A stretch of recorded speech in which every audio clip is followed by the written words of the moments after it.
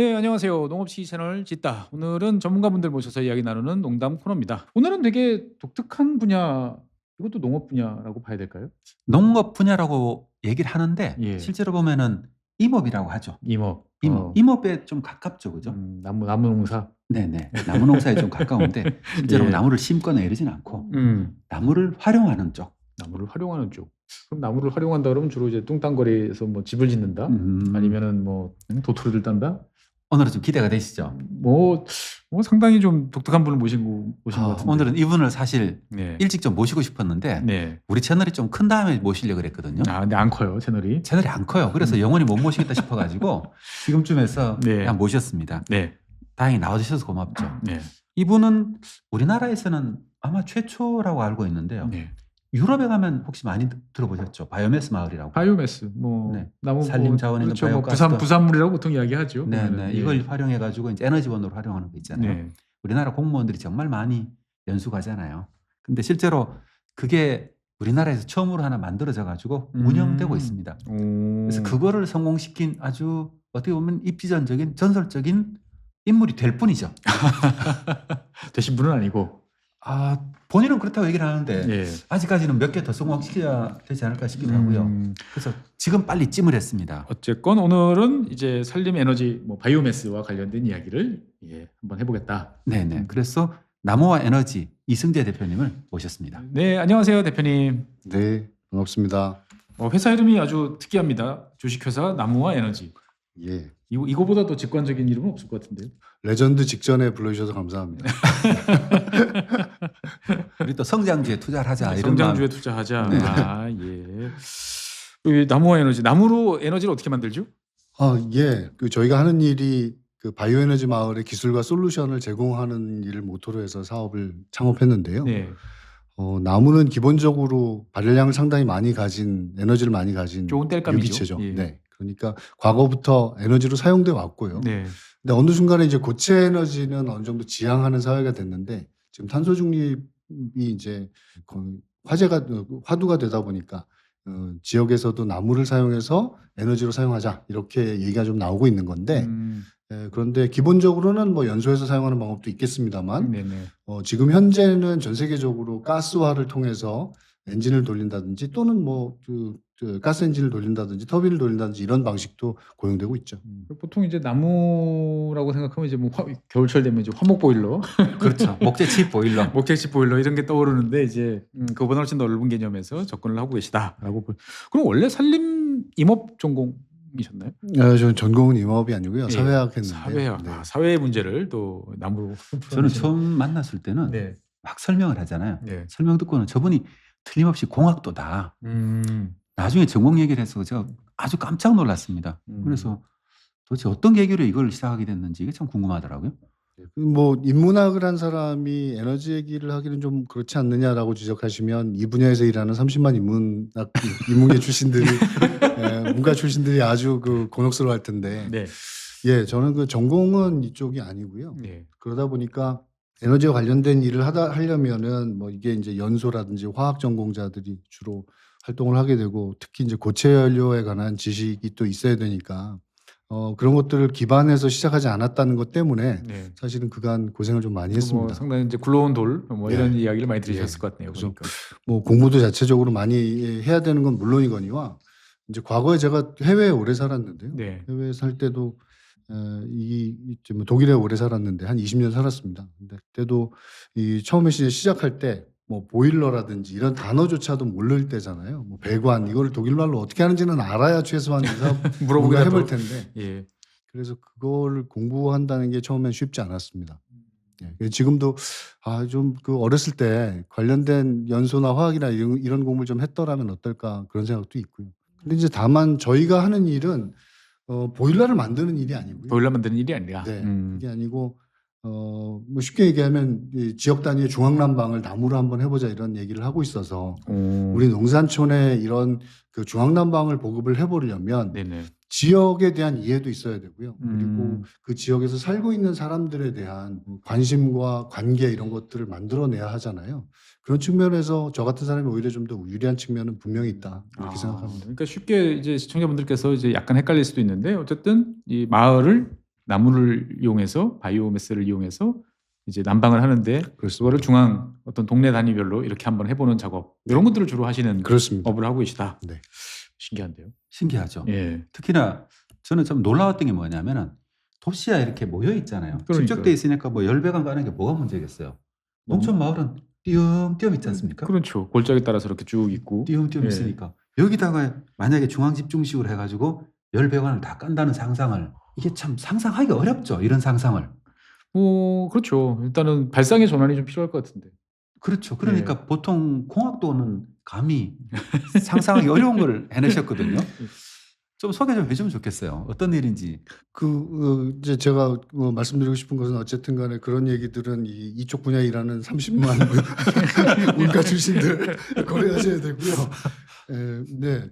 우리에게는 좀 낯설긴 합니다. 그러니까 열배관을 통해서 난방을 해결한다는 방법이잖아요. 그런데 이제 달리 생각해 보면 우리나라는 개별 난방을 나무를 가지고 하다가 어느 순간에 무연탄이 이제 대량 보급되면서 네, 연탄으로 바뀌었고요. 그리고 88년 올림픽을 전후로 해서는 도시가스가 또 보급되기 시작했습니다. 그리고 그 중간에 이제 서울에 아파트가 지어지면서 중앙난방이라는 개념이 생겼죠. 그러니까 우리나라에서 중앙난방은 아파트와 함께 생긴 개념이다 이런 거고요. 그 뒤로 그 도시가스가 보급이 되면서 이제 개별 난방은 하지만 사실 뭐 중앙난방의 효과 비슷하게 이렇게 내고 있는 것이죠. 그런데 그러면 초기에 중앙난방은 왜 그 사람들이 별로 좋아하질 않을까? 사실 중앙난방을 계속 하게 된다면 에너지 효율도 높고요. 그리고 탄소 배출도 훨씬 더 빨리 줄일 수 있었을 텐데 지금 우리가 이제 개별 난방을 선호하거든요. 그때 저 어릴 때 기억으로 보면은 이 온도 조절이 잘 안 됐어요. 네, 예, 더운 집은 정말 덥고 맞습니다. 추운 집은 정말 춥고 네. 그래가지고 되게 불만들이 많으셨던 걸로 기억이 네. 나요.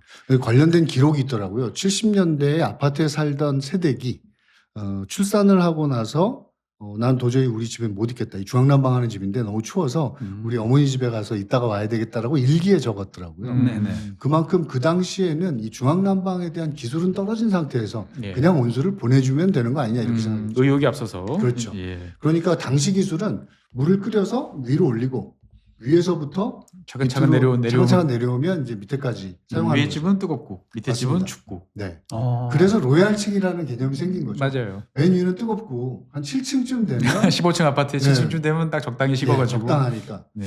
그러니까 우리나라에서 중앙난방은 사실 성공적이진 못했다는 생각이 들더라고요. 그래서 이제 개별 난방을 선호하는데 지금 지역난방공사가 이제 다시 중앙난방을 굉장히 열심히 하고 계시죠. 근데 한국 지역난방공사가 이름에 지역이 들어가지만 네. 주로 대도시 난방을 하고요. 신도시하죠. 예. 지역이라고 할 만한 농산촌에는 중앙난방을 보급하지 못하고 있는 실정입니다.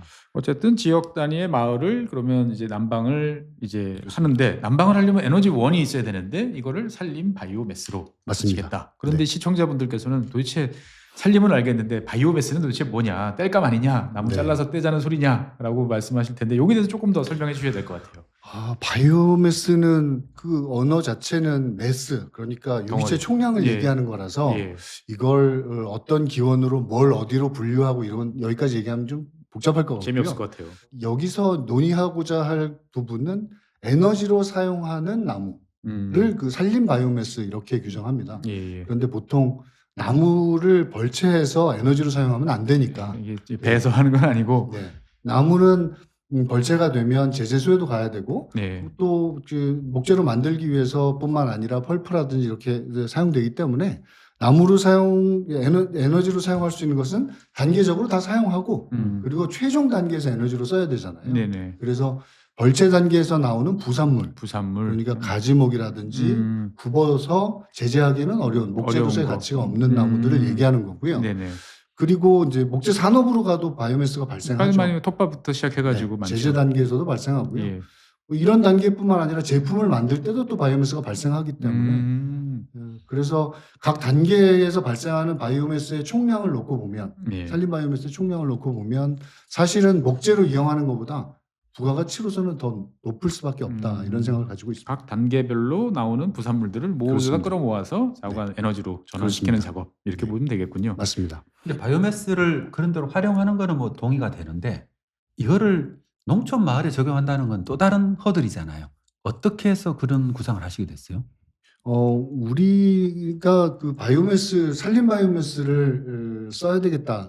또는 에너지화해서 탄소를 줄이는 데 써야 되겠다고 계획을 세운 것은 우리 정부가 2008년부터 시작을 했고요. 그때 이제 녹색 뭐 이야기 나왔었죠. 녹색 성장 이야기 녹색 성장. 나왔었죠. 네. 아, 그때군요. 네. 그때 대통령이 이제 62년인가 63년 이후로 최초로 산림청장하고 독대를 통해서 이 사업을 진행했다 뭐 이런 얘기도 있는데요.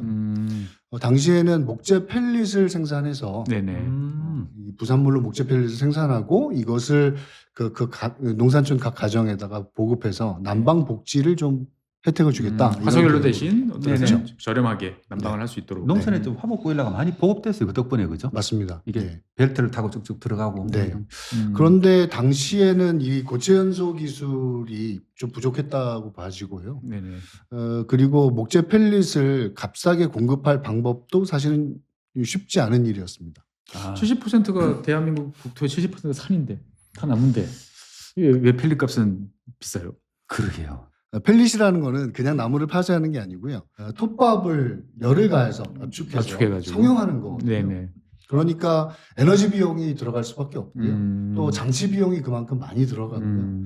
또 유통 비용도 무시할 수 없는 거의 뭐 거고요. 부피가 또 있으니까. 네. 대신 열량은 높아지죠. 그냥 아무래도 일반 압축이 일반 그렇죠. 저 목재보다는. 고등학교 때 난로가 그거였던 것 같아요. 아. 머리 이렇게 때리면 이제 뚝 부러지는. 아, 킬로그램당 한 4,300kcal 정도가 나기 때문에 오. 난방용 펠릿은 예. 그렇기 때문에 우리가 이제 그 연탄 같은 경우 연탄의 발열량에 대해서 아실 텐데 이게 석탄산업법에 보면 킬로그램당 4,400kcal로 되어 있습니다. 그러니까 목재 펠릿 자체는 그 연탄과 연탄하고 동일한 발열량을 동일한- 내는 것이죠. 그래서 2008년부터 보급을 하려고 했는데 난관이 좀 있었던 거고요. 그런데 2012년에 우리가 FIT였던 신재생에너지 제도를 이 RPS로 RPS 로 바꿨죠. 바꿨죠. 그러면서 이 목재 펠릿을 생산해서 난방으로 쓸 게 아니라 대량으로 화력발전소에서도 탄소 중립의 효과가 있는 거 아니냐. 네. 그렇죠. 이런 일부의 주장이 좀 먹힌 거죠. 그래서- 어떻게 보면은 그게 가장 쉬운 방법이기도 했죠. 그렇죠. 목재를 대량으로 사용할 수 네. 있는. 그러니까 목재 펠릿을 만들어서 이걸 대량으로 화력발전소에서 사용하는 방법은 뭐 지금도 그 산업이 이제 존재하기 때문에 이것을 당장 눈앞에서 없애야 되겠다 이렇게 얘기하는 것도 쉬운 일은 아닙니다만 네. 어쨌든 간에 이런 그 목재 펠릿을 이용하는 것 때문에 좀 쉽게 REC를 획득할 수가 있게 돼서 오히려 다른 그 재생에너지의 발전을 좀 저해하고 있는 그런 측면도 없지 않아 있습니다. 네, 비판을 많이 받고 있죠. 보면 네. 여러 가지로. 어쨌든 그러면 이제 이런 산림 바이오매스를 가지고 이제 마을 단위에 이제 뭔가 난방, 에너지 공급 이런 거를 하겠다라고 하면 이제 어느 지역을 선정할지도 이제 좀 문제일 것 같고 이게 이제 어떤 지금 사업을 하고 계시다면 어떤 연원으로 여기까지 오셨는지도 한번 좀 말씀해 주셔야 시청자분들이 좀 이해가 네. 될 것 같아요. 저는 뭐 연구자나 또는 뭐 정책을 담당하는 사람은 아니니까 제가 어느 지역을 선정하는 건 아니고요. 네. 마침 이제 산림청이 그동안에 이런 마을을 만들자는 계획을 여러 차례 세웠었습니다. 여러 번 세웠다 실제로 시행을 못했죠. 그래서 경북 봉화 같은 경우가 있었고요. 네. 실제로 시행이 돼서 현재까지 운영되고 있는 마을도 있습니다. 아, 그래요? 네, 강원도 화천에 느름 마을이고요. 아, 예, 예. 네. 그래서 열배관 한 2.5km 정도 하고 에너지 자립 마을 뭐 이런 식으로 해가지고 네. 예, 사업했던 목재 것 칩을 같은데. 통해서 이제 보일러에서 사용해가지고 마을에 지금 한 50가구가 사용하는 지역이 실제로 있죠. 근데 이제 그 뒤에도 이런 마을들을 추진했는데 경제성이 매우 떨어진다라는 비판도 있었고요. 또 불편하다라는 문제점도 또 발생하기도 하고요. 네. 그랬다가 이제 2020년부터 2022년까지 산림청이 산림에너지 자립마을 사업을 시범 사업으로 낸 건데 그렇습니다. 그 중에 한 곳으로 이 충북 괴산군의 담바우 마을이 선정돼서 2년 6개월간 조성 사업을 거쳐서 산림에너지 자립마을로 만들게 됐습니다. 이 담바우 마을이라고 아까 말씀하셨는데 여기는 어떤 동네인가요? 보면 담바우 마을은 전형적인 산촌 마을입니다. 산촌 마을. 네, 네. 산촌 마을이라는 거는 뭐 산으로 둘러싸인 마을이라기보다 네. 법적 개념이 있죠. 그 산촌진흥법의 시행령에 보면 주변이 임야가 70% 이상일 때, 그 다음에 일정하게 인구 밀도가 낮을 때, 그러니까 읍면동 평균에 비해서 낮을 때, 그리고 농지 비율이라든가 이런 것까지 이제 포함해서 산촌으로 규정하거든요.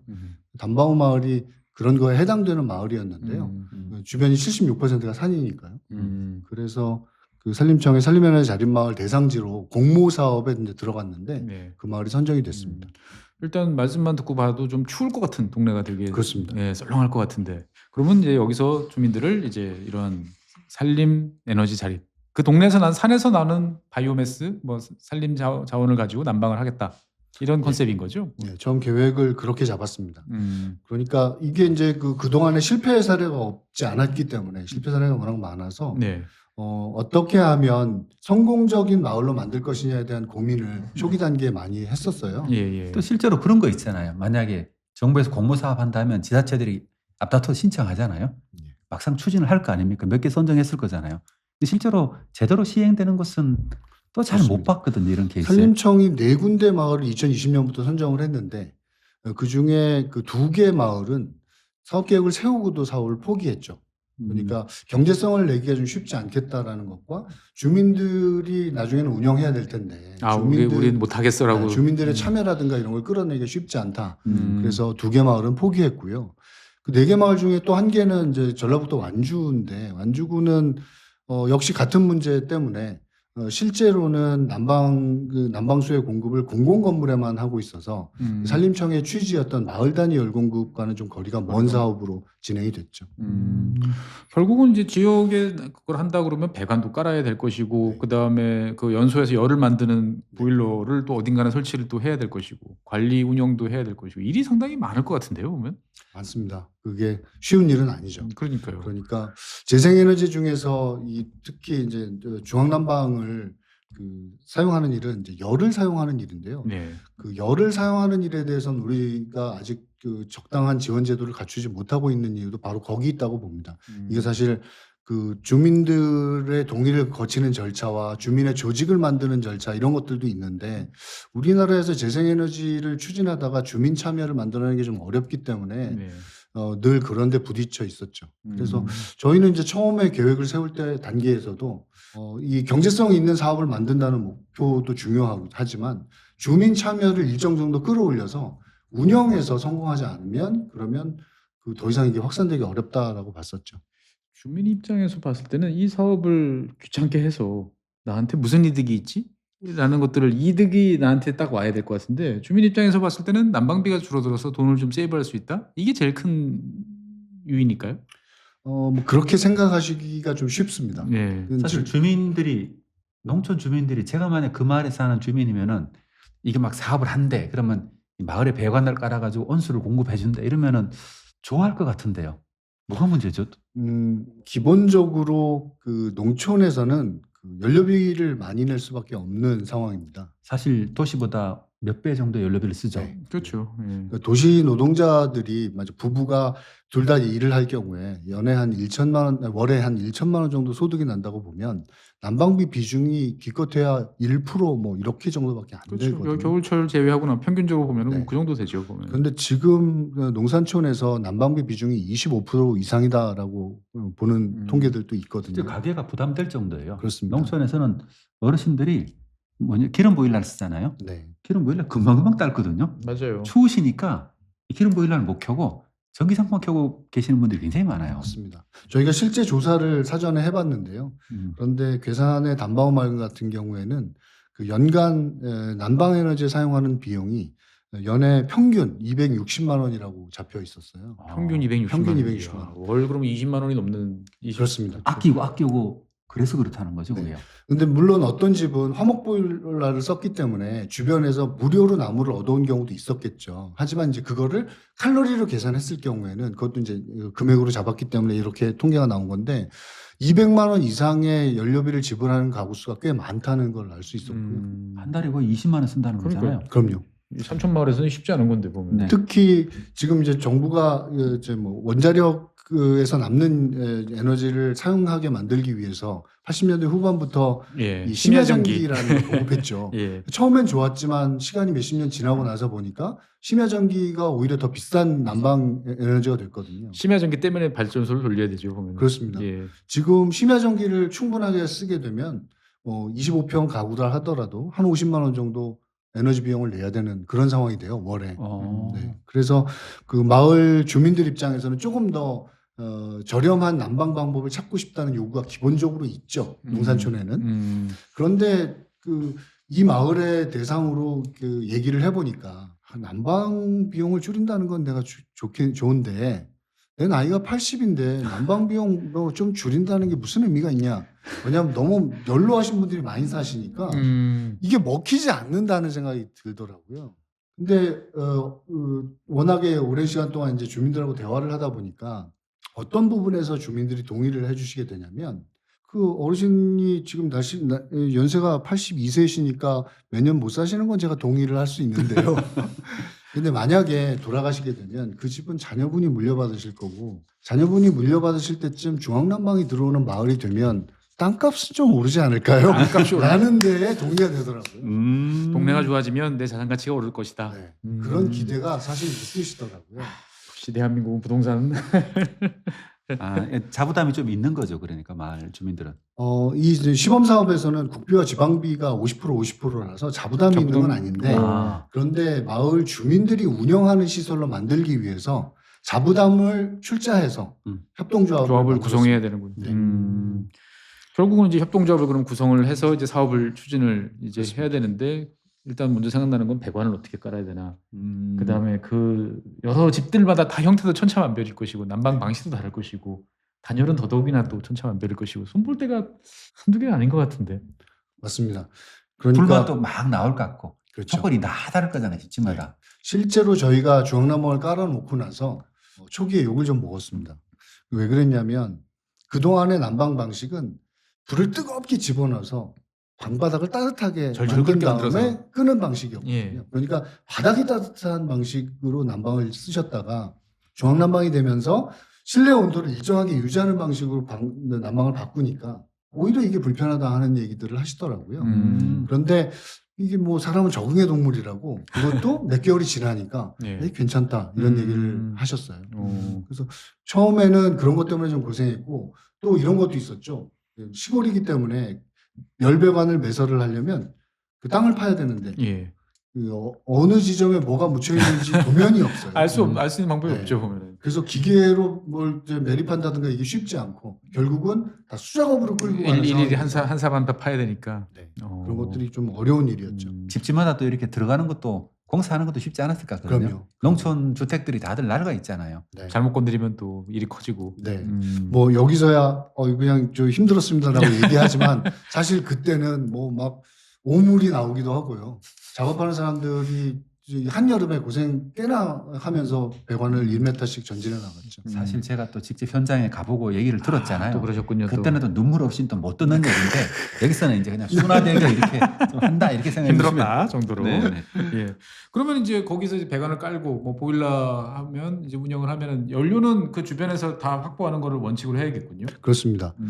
보통 이제 바이오매스 그 분야에서 이런 얘기를 많이 하죠. 장거리에서 운송해서 연료를 사용하면 경유값이라든가 이런 것들이 또 포함되니까 사실 나무를 에너지로 쓸 때는 지역에서 구하는 것이 정답이죠. 예. 근데 이제 그 범위가 있어야 될 텐데요.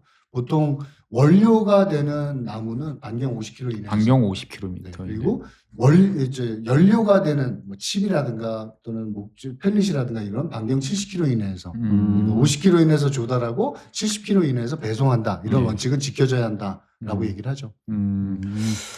원칙은 그런데 현실은 또 그거랑 또 많이 다를 것 같다는 생각도 들어요. 괴산은 좀 다릅니다. 괴산은 현재 아무래도 이제 지역에 나무가 좀 많은 지역이고요. 그래서 지금 현재 사용하고 있는 남바오 마을이 사용하고 있는 목재는 나무는 그 괴산군이 숯가꾸기로 해서 얻어낸 부산물들이 이 부산물을 지역의 업체가 가공해서 목재 칩으로 만들어서 배송하고 있습니다. 그러니까 어쨌든 지역의 이 임업이라고 하는 임업 산업이 좀 어느 정도 존재를 해야 이게 사실 이 사업이 가능하겠군요. 보면은. 그렇습니다. 목재 칩이라든가 목재 펠릿을 사용하는 것은 결국은 근본적으로는 우리나라의 그 원목을 사용하자는 건 아니지 않습니까? 예. 간벌목이라든가 뭐 그렇죠. 가지목 같은 거 그죠? 네, 보통 이제 미용재 이렇게 네, 얘기를 네. 하는데요. 이 미용재를 사용해서 에너지화하면 그러면 그만큼 임업의 부가가치는 높아지는 거거든요. 돈 벌 수 있는 여러 다양한 수단이 많아지니까. 일자리도 생겨나고. 예. 제가 자료를 준비해 놨는데 오스트리아가 대표적인 사례입니다. 네. 오스트리아는 우리보다 인목 축적은 높지만 면적은 임야 면적은 우리보다 훨씬 좁죠. 적거든요. 예. 우리나라는 좁으니까. 70%잖아요. 네. 산지가 62%입니다. 62%요. 네. 70%는 옛날 얘기입니다. 아, 그렇습니까? 옛날 분이신 것 같은데. 맞죠? 옛날 분. 네. 예. 그래서 그 오스트리아 같은 경우가 대표적이라고 할 수 있는데 오스트리아는 임야 비중도 우리보다 적고 그리고 특히나 악산을 가지고 있죠. 알프스라고 하는 악산을 가지고 있는데 네. 이쁘죠? 경치가 좋죠. 경사 심하고. 네. 예. 그럼에도 불구하고 오스트리아가 1년에 한 2,500만 입방의 목재를 수확합니다. 잠깐만 그 산에서 나무 어떻게 베죠? 베는 건 베는데 어떻게 갖고 내려오지? 그러니까요. 갑자기 궁금해지네. 거기에는 이제 그 자위를 걸어서 그 보통 이제 그 산에서 작업자가 올라가서 베는 게 아니고 네. 자위를 걸어가지고 하베스터가 벤 나무를 끌고 내려오거나 윈치라든가 이렇게 끌어당기는 장치들이 있죠. 네. 그렇게 해서 목재를 수확하는데요. 놀랍게도 오스트리아가 수확하는 2,500만 입방의 나무 중에 각재나 판재, 즉 원목의 용도로 사용되는 나무는 500만 입방이 채 안 됩니다. 5분의 1밖에 안 되고. 네. 나머지 그럼 2천은 그럴 수밖에 없죠. 생산되는 단계에서부터 벌채가 되는 단계에서 발생하는 바이오매스가 있을 거고요. 중간에 계속해서 발생하니까요. 네. 그래서 1,500만 입방을 바이오매스로 쓴다는 겁니다. 그러다 보니까 오스트리아는 이제 이렇게 만들어지는 산림 바이오매스를 가지고 마을 단위 중앙난방에 사용하는 것이죠. 목재 펠릿으로 개별 난방을 하는 경우도 한 10만 가구 정도 되고요. 특히나 이렇게 마을 단위 중앙난방을 오스트리아가 무려 2,500개나 가지고 있습니다. 네. 그래서 이렇게 사용하기 때문에 오스트리아라는 작은 나라가 이 목재 임업 분야에서도 유럽을 선도할 수 있는 그런 그 부가가치를 창출할 수 있었던 것이죠. 그러면 이제 다시 담바오 말로 이야기를 해보면 이제 배관을 고생해서 이제 다 까시고 그러면 어딘가는 보일러를 하나 놔야 되는데 그 보일러는 어디다가 담바오 에너지 자립마을을 계획하면서 저희가 고민했던 것 중에 하나는 아까 말씀드렸지만 경제성이 처음에 있었고요. 경제성을 높이기 위한 방안을 고민을 해야 합니다. 그러니까 보일러를 하나 놔야 되겠는데 그 보일러의 크기를 예를 들어서 그 마을의 겨울철 난방부하에다 맞춰서 넣으면 그러면 여름철에는 그 보일러는 놀아야 합니다. 그렇죠. 사실 여름에도 온수 쓸 일이 좀 있긴 하죠. 그래서 이제 저희 고민은 뭐였냐면 만약에 여름에도 온수를 좀 쓴다고 그 보일러 켜게 되면 연료가 워낙 많이 들어가고 크니까 예. 또 보일러라는 건 나무 보일러는 가스하고는 다르죠. 불을 켰다고 해서 온수가 나오는 게 아닙니다. 그렇죠. 점화해서 온수를 만들기까지의 과정이 또 시간이 걸리죠. 예. 그래서 이제 저희 생각은 보일러를 겨울에 맞출 게 아니라 여름에 맞추자는 겁니다. 여름에? 네. 그러니까 기본 부하에 맞춰놓고 예. 2대를 설치하는 거죠. 겨울철에 추가로 하나 더 튼다. 그렇습니다. 네. 목재식 보일러를 2개 설치하고. 네. 기본 부하와 피크 부하용으로 2대를 설치하면 그러면 가동 시간도 조절할 수 있고 설비의 안정성이라는 측면, 그다음에 고장 났을 때도 별도로 대체할 수 있고 여러 측면에서 좋다고 봤던 거죠. 근데 생각이 거기까지 미치니까 열 수요를 커버할 때 이 2대의 보일러 중에서 한 대는 그러면 열 병합 발전을 한번 해보자고 생각합니다. 전기도 아예 만들자. 그렇습니다. 열 병합 발전을 가동하게 되면 그러니까 그 한 대가 내야 되는 열 수요에 맞춰서 열 출력에 맞춰서 열 병합 발전을 설치하면 전기는 조금 생산하지만 충분한 열을 가지고 여름에 기본 부하를 대비할 수 있잖아요. 네, 그게 1년 내내 사용할 수 있기 때문에 전기도 1년 내내 생산 가능한 것이죠. 그렇게 되면 열과 전기를 다 사용할 수 있으니까 열 병합 발전으로 기본적인 마을의 기본 부하를, 기저 부하를, 기저 난방 부하를 감당하고 겨울철 피크 부하만 목재칩 보일러를 써서 나무의 사용량도 획기적으로 줄이자는 거였죠. 그러면은 겨울철에만 나무칩 보일러를 사용하고 여름철에 계속 그 기본 부하를 담당하는 것은 어떤 방식인가요? 그러니까 열 병합 발전이라는 거는 전기를 생산하고 폐열이 항상 나오지 않습니까? 예. 그 폐열을 마을의 난방에 사용하는 방식. 마을 칩을 가스화시켜서 그럼 하는 건가요? 그렇습니다.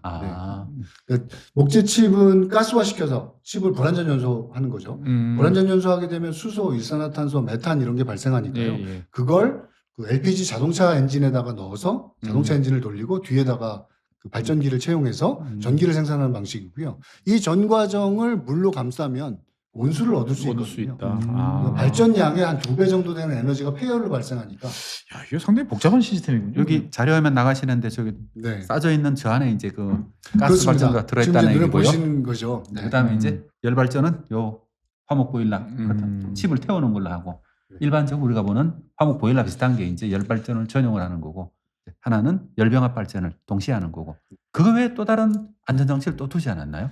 저희가 사용하는 보일러는 요즘 분들은 다 목재칩 보일러라고 하는데 화목 보일러라고 이렇게 하셨는데요. 목재집 죄송합니다. 네, 요즘 분들은 이제 목재칩 보일러 이렇게. 죄송합니다. 요즘 분들이라 갑자기 얘기하니까 이거 이게 네 저도 한번 준비해 보겠습니다. 담바오 에너지 자립 마을의 그 에너지 공급 센터 보일러실이죠. 네. 열병합 발전실 또는 뭐 보일러실 이렇게 부르는데요. 보일러실에는 이제 목재칩 보일러가 한쪽에 있고요. 그 다음에 가스와 열 병합 발전기가 돌아갑니다. 네, 아까 말씀하셨던. 예. 그리고 이제 이렇게 해서 만들어진 열은 그 추결조에 저장을 하게 되는데 네. 이 추결조를 굉장히 키웠습니다. 말하자면 보온 물통 같은 그렇죠. 건데요. 예. 보온 물통을 4만 리터급을 설치했습니다. 4만 리터. 네, 그러면 그래서 24시간 발생하는 가스와 열병합 발전의 폐열을 그 추결조에 항상 저장해 놓고 사용할 수 있게 했습니다. 온수 탱크를 크게 만드셨다 이렇게 그렇습니다. 보면 되겠군요. 네. 음. 근데 온수 탱크가 중요한 이유가 이런 나무 보일러를 사용하면서 한 집이 난방을 하기 위해서 보일러를 돌릴 수는 없지 않습니까? 그렇죠. 그러니까 항상 온수는 저장해 놓고 음. 그리고 필요할 때 사용하는 방식입니다. 제가 독일의 어떤 마을을 한번 방문해 보니까 이제 비슷한 방식으로 열을 공급하잖아요.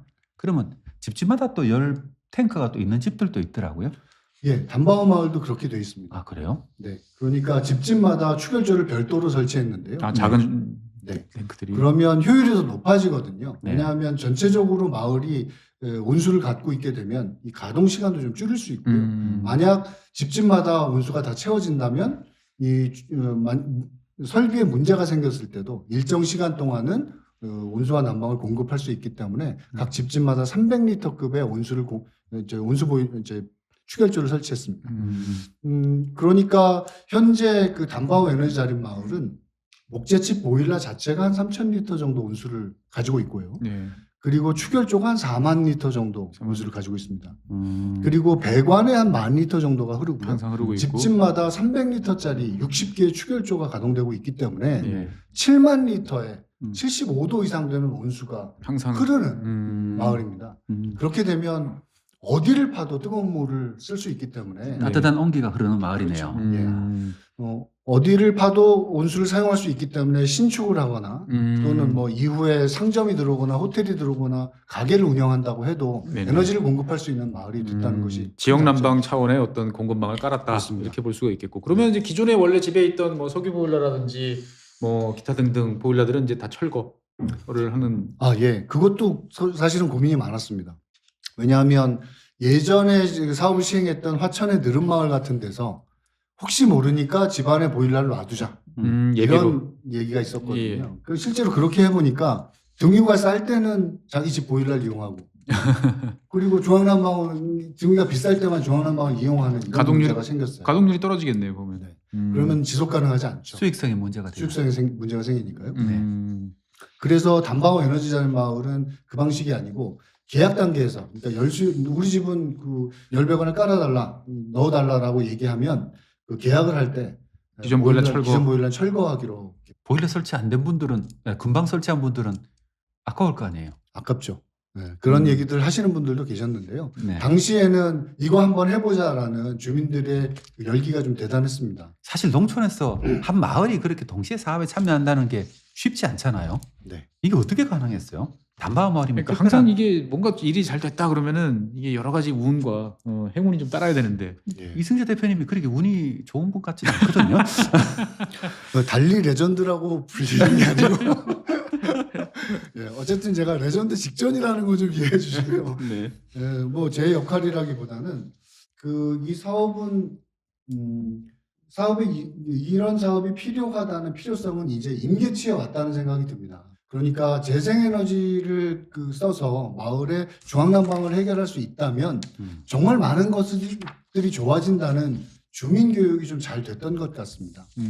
왜 그러냐면 우리 지금 시골 마을 가보시면 겨울철에 그 시골 마을 방문하면 안개가 자욱합니다. 화목 보일러를 그렇죠. 전부 다 사용해서 사실 시골 마을 대기가 좋다는 것은 옛말이고요.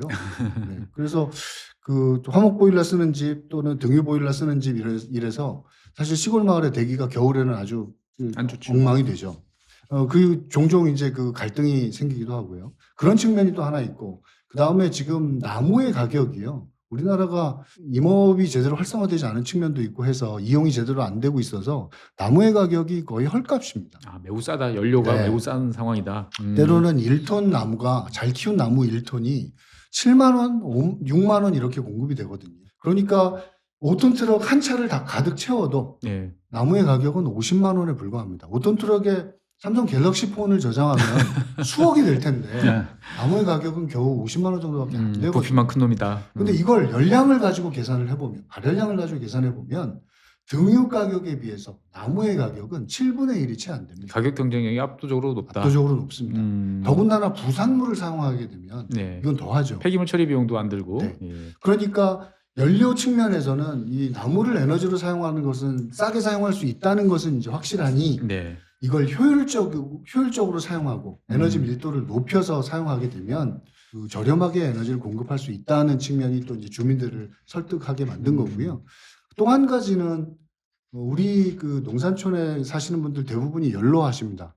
그렇죠. 보일러 하나를 직접 운영해서 사용하시기도 쉬운 여건이 아닌 거예요. 그런데 중앙난방으로 바꾸면 중앙에서 모든 걸 컨트롤하기 때문에 나는 신경 쓸 거 없고 그냥 그렇죠. 내 온도만 조금씩 왔다 갔다 조절하면 된다. 그러니까 나무를 에너지로 하자는 주장은 과거로 돌아가자는 게 아니라 조금 더 깨끗하고 조금 더 편리하고 조금 더 안전한 방식으로 에너지를 쓰자는 얘기이기 때문에 네. 주민들과 충분히 대화하고 주민들의 그 동의를 충분히 얻어내면 할 수 있는 일이다라는 자신감도 생긴 거죠. 결국 이거는 이제 우리 대표님도 대표님이지만 이런 일을 하다 보면 항상 이제 지자체 관계자라든지 아니면 이 사업을 시행하는 어떤 기관의 관계자라든지 이런 분들하고 또 호흡도 잘 맞아야 될 것 같은데. 아, 저도 이승재 대표는 혼자의 힘으로 이걸 했다고 생각지는 않거든요. 뭐 제 역할은 좀 동의한 거고요, 사실은.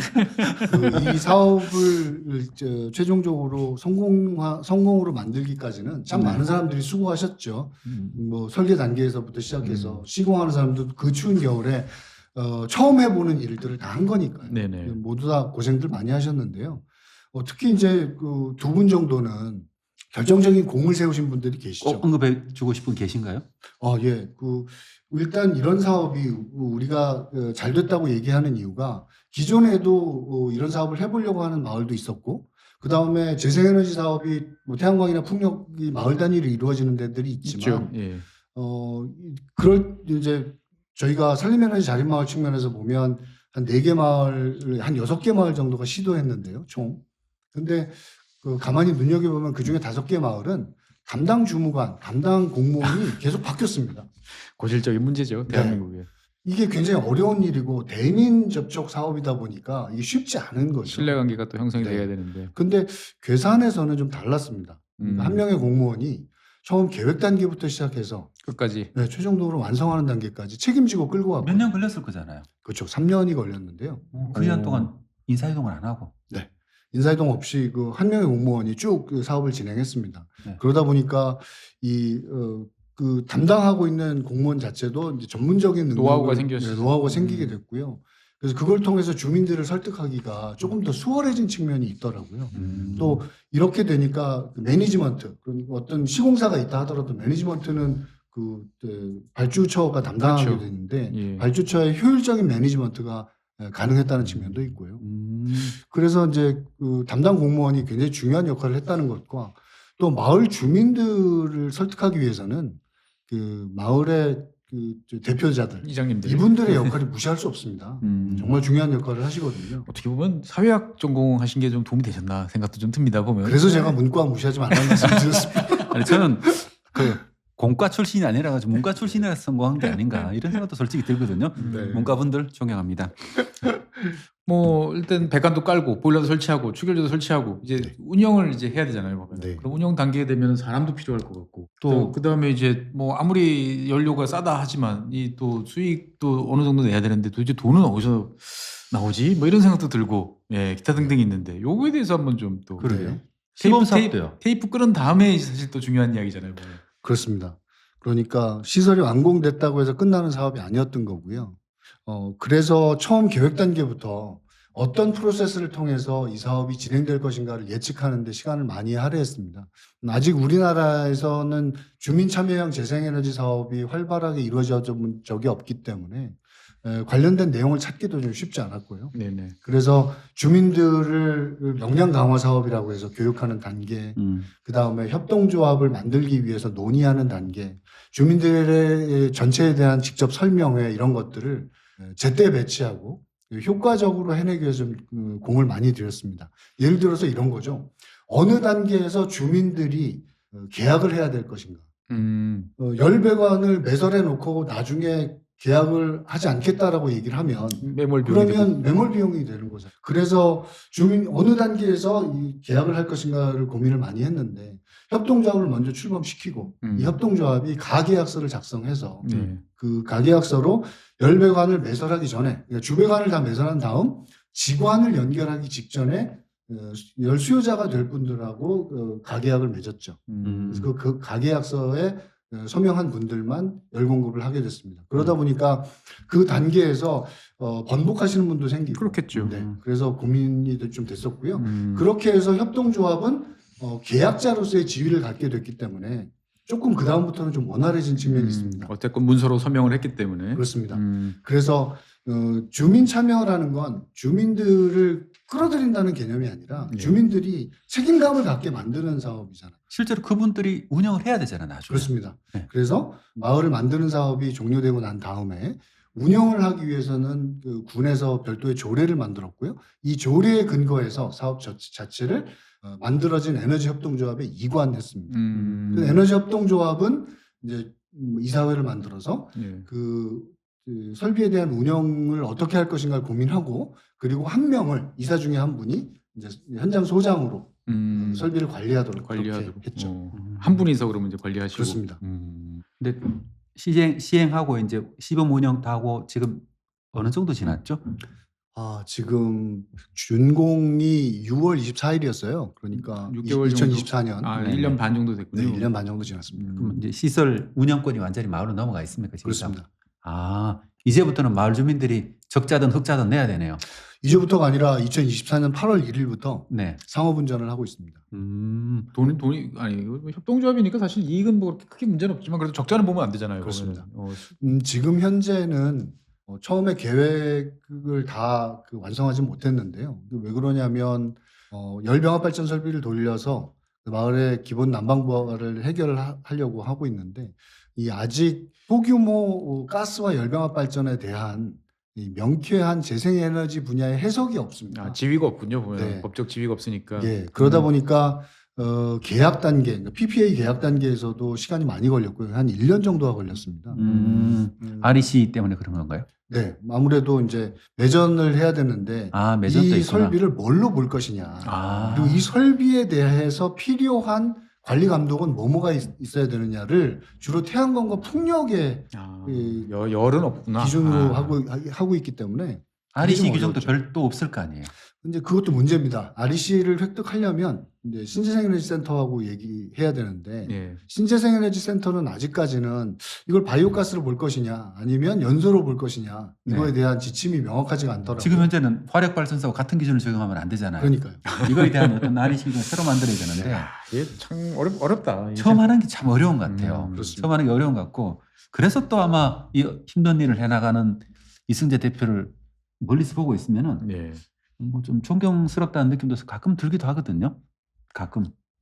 이거는 말하자면 제가 할 일이라기보다는 정말 이과 공부를 하신 분들이 하셔야 될 일인데 도와주지 않아서 뭐 이과도 생겼다. 뭐 별거 이제 없는데 사실은 결국 저는 이거를 이제 뭐 한 군데 하시고 그만하실 건 아니잖아요. 이제 계속 다른 마을에서도 이런 사업들을 널리 퍼뜨려야 될 것 같은데. 예, 제가 이렇게 마을 단위로 바이오매스로 돌아가는 마을을 만들어 봐야 되겠다고 생각한 건 한 20년 정도 됐는데요. 20년의 꿈이 이루어진 건가요? 뭐 제 딴은 그렇습니다. 이제 어떤 측면에서 생각하면 꿈을 현실로 만들었다는 그런 안도감, 자부심 이런 것도 좀 있긴 하고요. 다만 제가 그때 생각했던 건 독일이나 오스트리아, 스위스 이런 나라 보면 바이오 에너지 마을이라는 게 만들어져 많이 있거든요. 있죠. 예. 네. 정말 우리나라 분들이 많이 방문하잖아요. 네. 그런데 그 바이오 에너지 마을의 기준이 생각했던 것보다 굉장히 높습니다. 그냥 재생에너지 비중을 높였다고 바이오 에너지 마을로 인정하지 않거든요.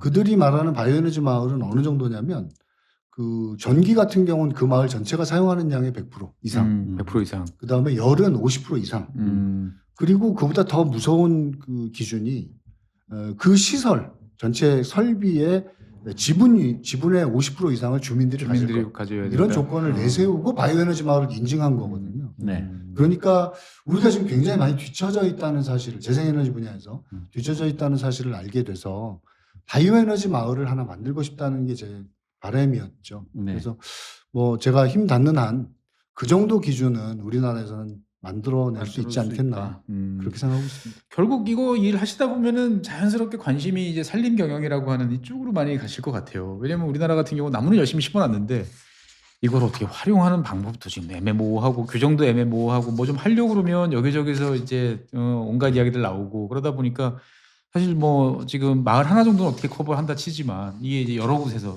지금 대표님께서 말씀하신 대로 여기저기 많이 만들려고 그러면 수요를 감당해야 될 텐데 과연 가능할까라는 생각이 먼저 들어요. 좋은 지적이신 건데요. 참 고민이 많이 되는 부분입니다. 그러니까 우리는 그 조림을 잘했다는 얘기를 듣는 몇 안 되는 나라 중에 하나인 건 사실이거든요. 그런데 그렇게 해서 자란 나무들이 지금 활용을 제대로 하고 있느냐.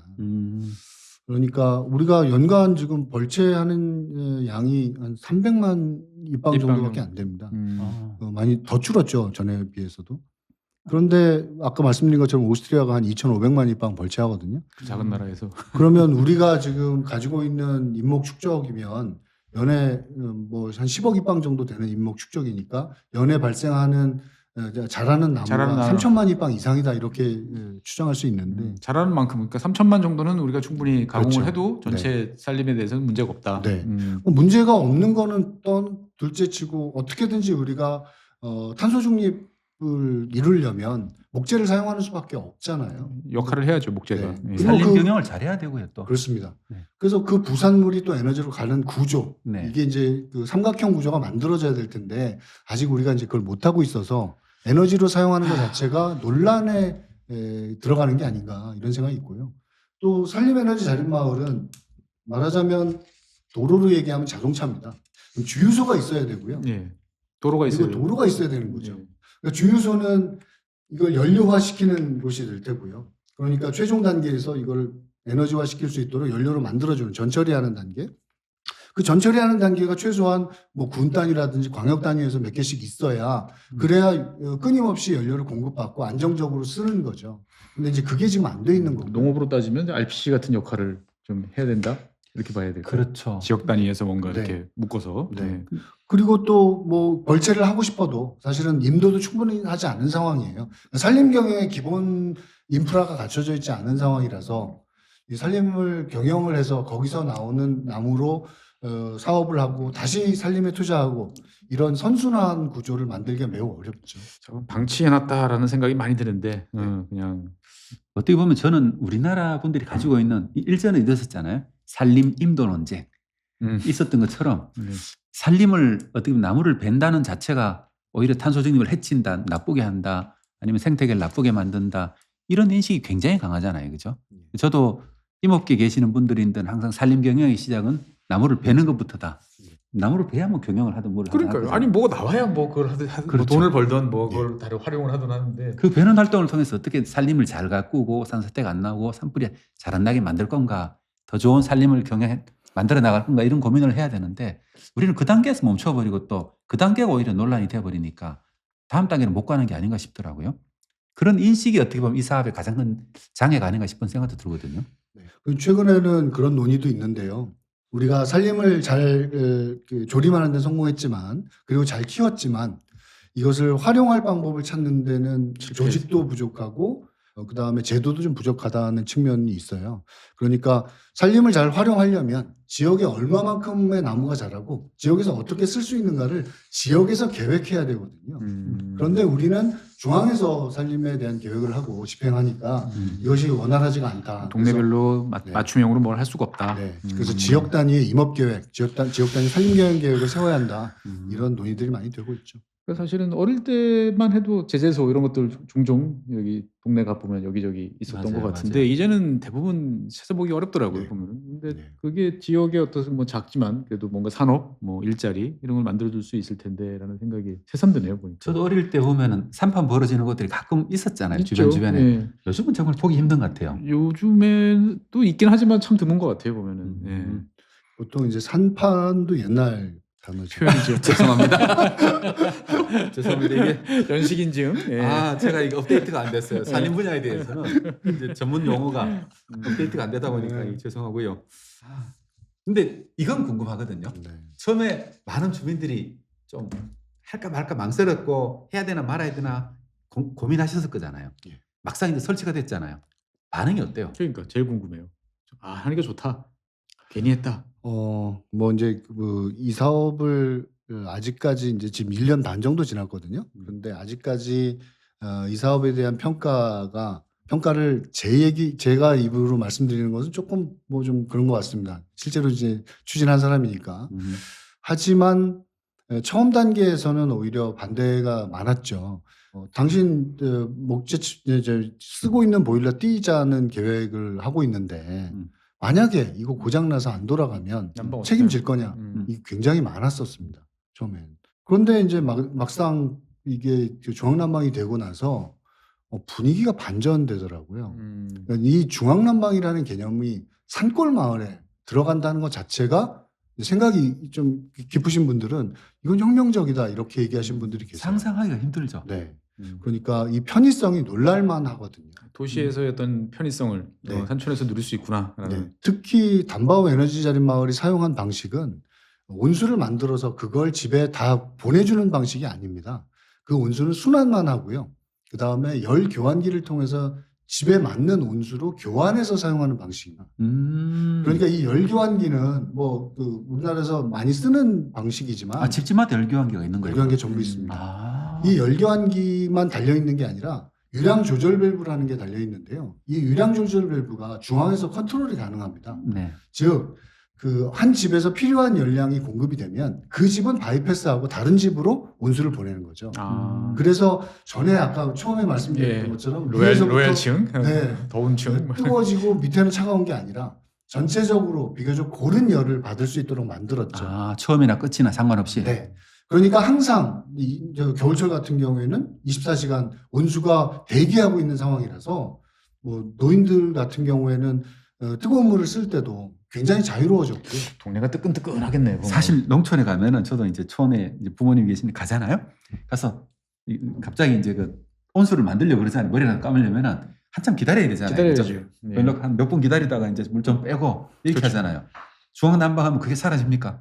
사라집니다. 항상 뜨거운 물이 돌고 있기 네. 때문에. 그 부분 편의성에 대해서 굉장히 높은 점수를 주시더라고요. 그랬을 것 같아요. 빨리 씻어야 되는데 귀찮아. 저희들은 그게 혁명인데요. 네. 그래서 때로는 이제 전에 화목 보일러 같은 걸 쓰셨던 분들은 네. 나무를 쉽게 구하고 저렴하게 구할 방법이 있었기 때문에 오히려 지금 비용이 더 올랐다라고 얘기하신 분들도 계시거든요. 그럴 것 같긴 해요. 그런데 아무도 탈퇴하지 않았습니다. 지난 1년 반 동안. 내가 신경 안 써도 그냥 꼭지만 틀면 버튼만 누르면 되니까. 예. 한번 편리하기 시작하면은 과거로 다시 돌아가는 건 어렵죠. 그래서 산촌마을의 중앙난방은 이제 편의성이라는 측면에서는 임계점에 와 있다. 필요한 방안이다. 이렇게 생각하죠. 여기 들어가는 장비들 같은 경우는 기존의 우리나라의 어떤 뭐 열배관이라든지 보일러라든지 이런 것들이 잘 없을 것 같은데 여기 맞춰서 이게 사실 사실 우리나라에 산업 자체가 없기 때문에 그러니까요. 이거 장비가 없을 것 같거든요. 어떻게 여기서 이걸 또 조달을 하셨나요? 예, 그게 좀 어려운 부분이었는데요. 저희가 이번에 설치하면서 상당수의 주요 설비들은 대부분 독일과 오스트리아 제품을 썼습니다.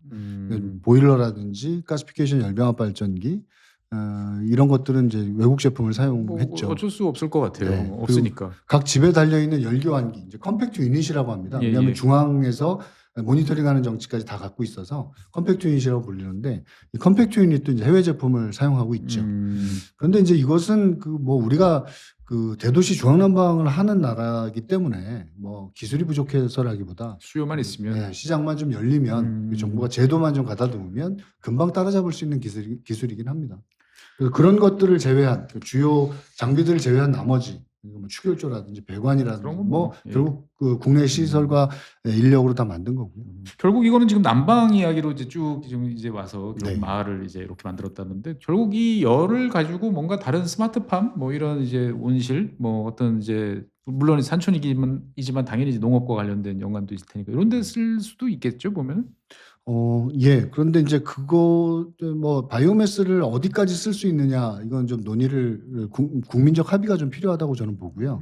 왜냐하면 바이오매스라는 건 산림 바이오매스라는 건 그 지역에서 나온 걸 지역에서 써야 합니다. 그걸 옮기는 순간 오히려 탄소 배출과 그다음에 비용의 문제가 발생하거든요. 그러니까 그 동네에서 자체적으로 커버한다. 네. 그런데 이제 그 괴산군 같은 경우가 많이 할 때는 벌채를 연간 한 500헥타 정도 했습니다. 오, 많이 한다. 그러면 한 8만 톤 정도 목재를 수확할 거예요.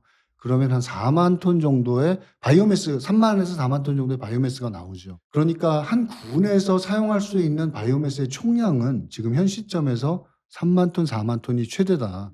근데 막 대형 시설을 갖다 놓고 여러 개를 거기다 운영한다는 건 제가 보기엔 현실적이지 않다고 보고요. 다만 이제 우리가 그 산림이 많은 지역에서는 한 3, 4만 톤 나오는 거는 사실이니까 그걸 가지고 할 수 있는 사업들 예컨대 AI 데이터 센터 이런 것들은 지금 전국에 한 200개 깔아야 되니까 바이오매스가 충분히 감당할 수 있지 않겠나 그런 생각도 하죠. 나름대로 모든 걸 문제를 해결하는 만병통치약은 아니지만 각 그렇습니다. 지역 상황에 맞춰서는 충분히 네. 할 수 있는데 우리는 법적 제도적인 미비점도 많고 여러 가지로도 인식도 낮고 네. 예, 나무 베면 또 큰일 난다 뭐 이런 예, 인식도 있고 해결해야 될 과제도 많지만 그래도 오늘 또 희망을 좀 많이 찾아가는 것 같아요. 저도 농촌 분야가 천천히이긴 하지만은 그래도 어떤 변화를 만들어가는 분들이 있어가지고 좀 뭐라 그러죠? 예. 좋다고 그러나? 이런 모습들을 좀 더 많이 볼 수 있으면 좋겠다 싶은 생각도 들고. 그러니까 이제 뭐 꼭 산림청 사업이 아니더라도 지자체 차원이든지 아니면 동네 차원에서라도 관심 있으면 대표님께 문의하면 상담하고 예. 예, 가능하다. 네. 근데 무엇보다도 지금 현재 이 분야가 활성화되지 못한 것은 그 정부의 제도가 없기 때문이거든요. 그러니까 전기에 대해서는 제도를 가지고 있는데 열에 재생에너지 제도를 대해서는 가지고 없다. 있는데 재생열에 대해서는 지금 전무한 상황입니다. 사실은 뭐 열은 도시 대도시 산업단지에 있는 열병합 발전소에서도 사실은 제도적으로 되게 애매한 구석들이 많아가지고 항상 문제가 돼요 보면. 사실 농촌에서 사용하는 에너지 있잖아요. 그걸 연구를 해보면은 그 절반 이상 열이 사용되고 있거든요. 그럼요. 이 열에 대해서 굉장히 우리가 관심을 가지지 않으면은 네. 농촌 지역이 어떻게 보면 지역 단위의 무슨 탄소 중립 계획이랑 할 때 구멍이 비는 곳이 많거든요. 이런 것들이 하나 좀 계기가 돼 가지고 우리가 농촌 지역의 열 공급에 대해서도 관심이 좀 높아졌으면 좋겠다. 이런 생각도 들고 또 사실 저번에 갔을 때 그런 얘기를 듣고 좀 신기했는데 칡밭이 올랐다면서요? 어떻습니까? 아니 오르실 것 같아요 제가 봤을 때는. 네, 예. 뭐 좀 들썩인다는 얘기가 있다는 거죠. 근데 아니 뭔가 그거- 쾌적할 것 같습니다. 목욕탕 또 만들어졌어요? 그 아직 목욕탕은 못 만들었고요. 네네. 그 자랑을 할 만한 것을 뽑아라 그러면 이제 첫 번째는 난방 복지입니다. 그러니까 저희가 그 사업 시행 전과 후를 실내 온도를 비교를 해봤거든요. 네. 그 데이터 록을 다 집어넣어놔서 그런데 동일한 시점, 그 11월에 동일한 시점에 몇 주 동안을 측정해 본 결과는 실내 온도가 중앙난방 이후가 2.4도 정도 훨씬 올랐습니다. 따뜻하게 지내신다. 네. 그러니까 저렴하고 편리하다는 것 때문에 네. 그만큼 이제 실내 온도를 좀 높이는 결과가 돼서 그 독거노인이라든가 이런 분들에게는 좀 혜택이 됐다는 거하고 두 번째는 아까 이제 말씀하셨는데 그러면 인구 유입이라든가 이런 것도 가능하냐. 네. 근데 지금 어떻게 나타나고 있냐면 지금 1년 반 정도밖에 안 됐습니다만 신축 건물이 하나 들어왔고요. 그럴 것 같아요. 그다음에 증축이 2군데가 들어왔습니다. 저 조합에 같아도- 가입하는 거예요, 그럼? 네. 저 같아도 만약에 전원 어디 가서 살고 싶다라고 하는데 배관이 있어, 열배관이 있어. 그럼 가서 그냥 집 지고 연결만 하면은 그렇습니다. 내가 도시애처럼 편하게 쓸 수 있다 생각하면. 특히 이제 증축의 경우에는 집을 증축하고 그 혼자 사시던 할머니를 자녀들이 모시고 지금 같이 살거든요. 어. 그러니까 이주가 더 생겼어요. 네네. 그래서 그런 측면에서 에너지가 있다는 것은 편리성이 편의성이 높아짐으로 마을을 마을답게 만들 수 있다. 대표적인 인구 소멸 지역인 괴산이 다시 인구를 좀 불러 모을 수 있다. 그래서 이제 군수님도 좀 주목하고 계신데요. 네. 에너지를 통한 어떻게 보면은 지역 소멸 극복 네. 뭐 이렇게. 마지막으로 제가 그 자랑을 하나 더 하자면 오. 지난 9월에 네. 그 괴산의 담바오 에너지 자립 마을이 탄소 등록부에 정식으로 등록됐습니다. 아 정식으로 아, 이제. 네. 그러니까 산림탄소 상쇄 사업에 등록이 돼서 예. 이제 마을 주민들이 담바오 에너지 협동조합이 내년 9월이 되면 그 탄소 크레딧을 탄소 배출권을 확보합니다. REC를 받아서. 네. 예. 지금은 REC 가격이 얼마 안 되기 때문에 소득으로는 지금 얼마 안 잡히겠지만 이제 탄소 가격이 오르게 되면 그러면 그것도 꽤 될 것 같고요. 말하자면 SK 하이닉스가 괴산의 산촌 마을에 크레딧을 사가는 그런 일이 안 생긴다는 보장이 없죠. 그렇죠. 아, 저는 뭐 이런 그 뭐죠? 어때 농어촌 상생 기금 같은 것들도 있잖아요. 네. 이런 기금 같은 데서 좀 이렇게 투자를 하고 이래 가지고 좀 더 많이 홍보하고 해서 이런 사업들이 많았으면 좋겠거든요. 그러면 참, 예. 농촌 마을들의 복지가 훨씬 더 개선되지 그러니까 않을까 좀 이런 이렇게 생각하고. 실질적인 그리고 어떻게 보면은 여럿이 서로 도움을 받을 수 있는 네네. 이런 사업들이 많이 돼야 되는데 결국은 주민들의 어떤 단합된 의지, 그다음에 여기에 대한 좀 잘 이끌어 나갈 수 있는 여러 가지의 이제 조언, 뭐 이끌어가는 체제 이런 것들이 참 마련돼야 되는데 맨 땅에 헤딩하시느라 참 고생 많으셨다라는 생각이 아이고. 먼저 많이 듭니다. 이야기 나누다 보니까. 참 이거 끝나기 전에 좀 네. 마지막 질문으로 주민들은 그럼 난방비는 올랐습니까? 내렸습니까? 저희가 처음에 그 난방비 평균을 아까 조사했을 260만 때 원. 260만 원 정도였는데 네. 지금 난방비는 많이 내렸죠. 그거보다 그런데 그거보다 내렸는데 편리성은 더 올라가고. 그렇죠. 오. 그런데 아무래도 이제 주민들은 좀 불안하시고 앞으로도 계속 유지가 될 그렇죠. 것이냐에 대한 그런 문제의식이 있고 그리고 전에 화목이라든지 공짜로 네, 쓰는 것 그런 같다고 분들은 생각했던. 너무 많이 나온다고 지적하시는 분들이 아직 계시고요. 아, 그럴 수 또 있겠네요. 본인이 등유를 사용했을 때는 뭐 언제든지 끄고 막 이렇게 해서 줄일 수 있지만 이건 중앙난방을 하다 보니까 그렇게 하기 쉽지 않다는 생각 때문에 불만을 가지신 분들도 있긴 하죠. 어디서나 항상 나타나는 네. 문제죠. 하지만 어떻든 간에 이런 좀 열정 그리고 더더군다나 대한민국에서는 힘들다 생각했던 산림 바이오매스를 가지고 그래도 마을 하나를 또 이렇게 바꾸는 원래 이렇게 맨 땅에 헤딩하시는 걸 좋아하시는 스타일이신가요? 아, 그런 사람이 어디 있겠습니까? 어떻든 간에 그래도 뭔가 좋은 쪽으로 바뀌는 것들을 소개해드릴 수 있어서 되게 좋은 것 같고 소장님께서 되게 그 자랑 오늘 아주 잘 준비했어 내가 뭐 이렇게 말씀하실 만한 그런 전문가를 잘 모셔왔네요 보니까. 그렇죠. 네, 오늘 좀 케이스도 재밌게 그렇고. 한다고 또 저를 또 이렇게 디스도. 공격도 해주시고 디스도 해주시고 사실 이러기가 쉽지 않거든요. 아, 평소에는 훨씬 많이 디스를 놓으실 것 같지만 오늘 또 분위기상 또 그러지 못했던 것 같습니다. 네, 오늘은 나무와 에너지 이승재 대표님 모시고 산림 바이오매스를 통한 어떻게 보면은 이제 지역 산촌 네. 에너지 자립 사업, 그리고 산림 경영까지. 산림 경영까지 이어지는 여러 가지를 논의를 해봤습니다. 뭐 농업뿐만 아니고 임업도 중요한 1차 산업이다 보니까 임업과 관련돼서 좀 많은 관심이 있어야겠다라는 생각이 듭니다. 네. 지금까지 나와주신 우리 이승재 대표님 수고 많으셨고요. 긴 시간 동안 시청해주신 분, 시청자 여러분 대단히 감사합니다. 다음 시간에 새로운 주제로 여러분들 찾아뵙겠습니다. 고맙습니다. 감사합니다.